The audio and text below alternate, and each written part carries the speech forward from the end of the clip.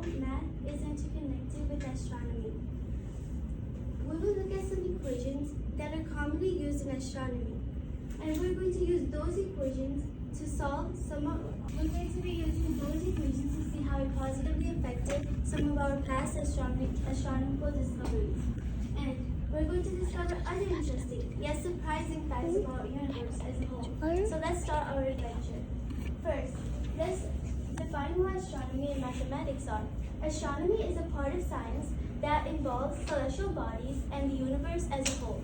Mathematics is full of numbers, shapes, and how those relate to each other using logic, patterns, and to solve questions around us and throughout the universe. There are many equations in astronomy.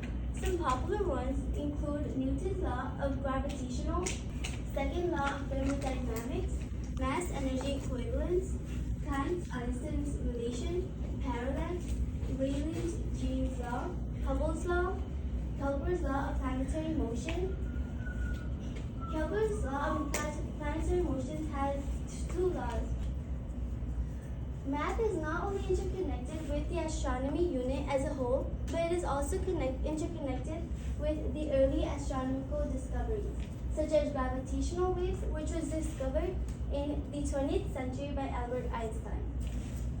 Telescopes, which was discovered in the early 17th century, and Jupiter's moons, which was discovered in the early 17th century as well. Gravitational waves is about understanding gravitational forces and how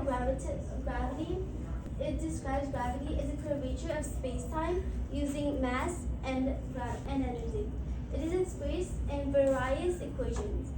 And math has performed both the theoretical framework and language and a crucial implement for the discovery of gravitational waves. Telescope. Telescope is central technology used in astronomy. Math was essential in the first telescope's design, construction, and interpretation. Operation. The purpose for lens and mirror designs was to view a celestial body in one point. There were many types of math used to form telescopes and its structure.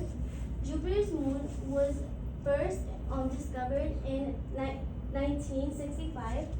Galileo made these observations using telescope, and as I have previously mentioned, telescopes use many various types of math.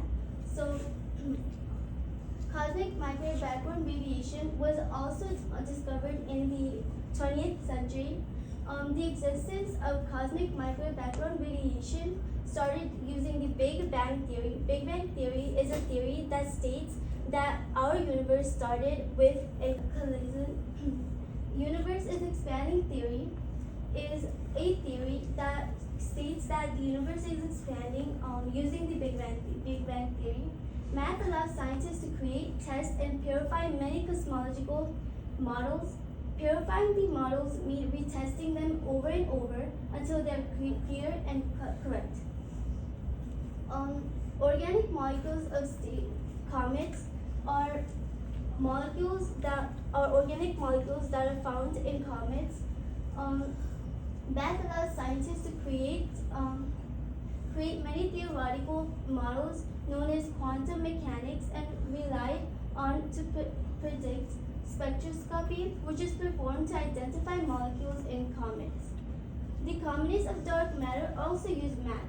Math provided tools, knowledge, and models to analyze this theory and create it, even though the communists of dark matter isn't directly capable of being observed by astronomers. Black holes was also discovered in the early 20th century. They were theorized before they were observed. In 1916, Carl Schwarzschild solved general relativity as a result of his solving Einstein's theory. Black holes were first described using mathematical lens. Scientists complete astronomical observation to confirm the existence of black holes.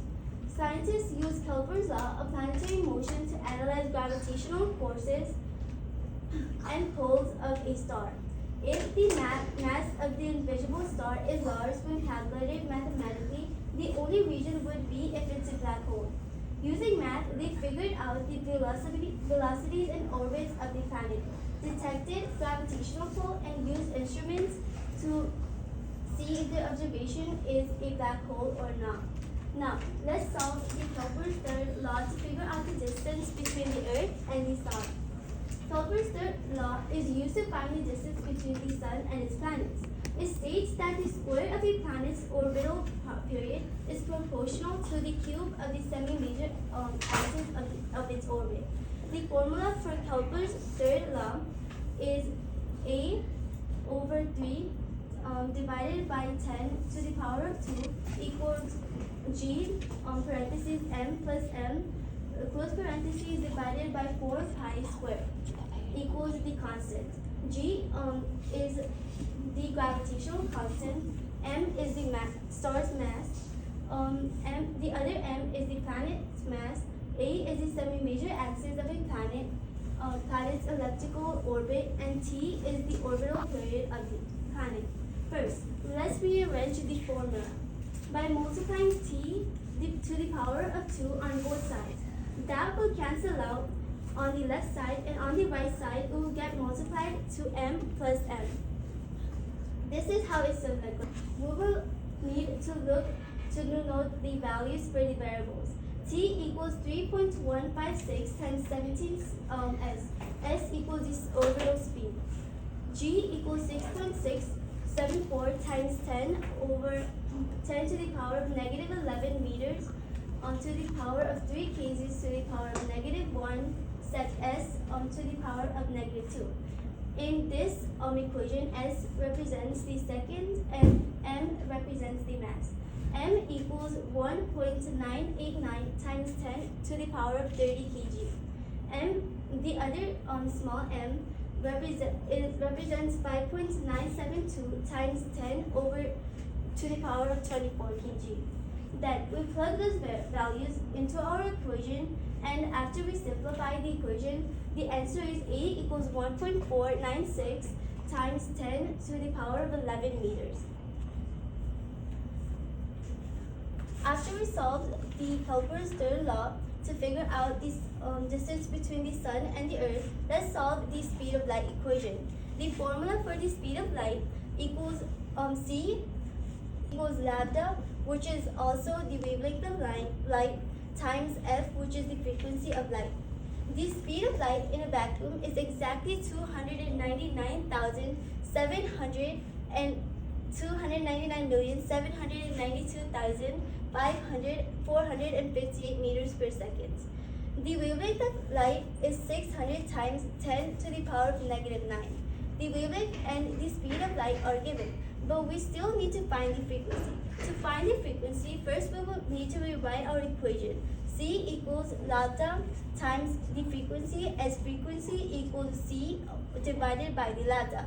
Then we substitute what we know, the speed of light and the wavelength of light. C equals 3 times the 10 power of 8 meters per second. Our frequency is unknown. Lambda equals 500 times 10 to the power of negative 9 per meters, and the frequency. And after we solve the equation and simplify, we will get 6 times 10 to the power of 14 Hg as our answer. Nuclear fission. Nuclear fission is a formula that represents how we create those elements in the periodic table. There are more than 118 elements, but and so there are many equations for the nuclear fission. The first equation that everyone needs to create helium is 2 hydrogen plus the energy equals helium. H is the hydrogen molecule, He is the helium molecule. Energy is the energy they release after fusing 2 hydrogen molecules into 1 helium molecule. That energy is usually heat and radiation. For example, the sun.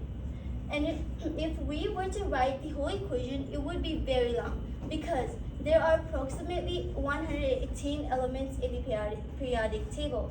If we had continued our equation, it would have been 4 helium equals Be plus energy.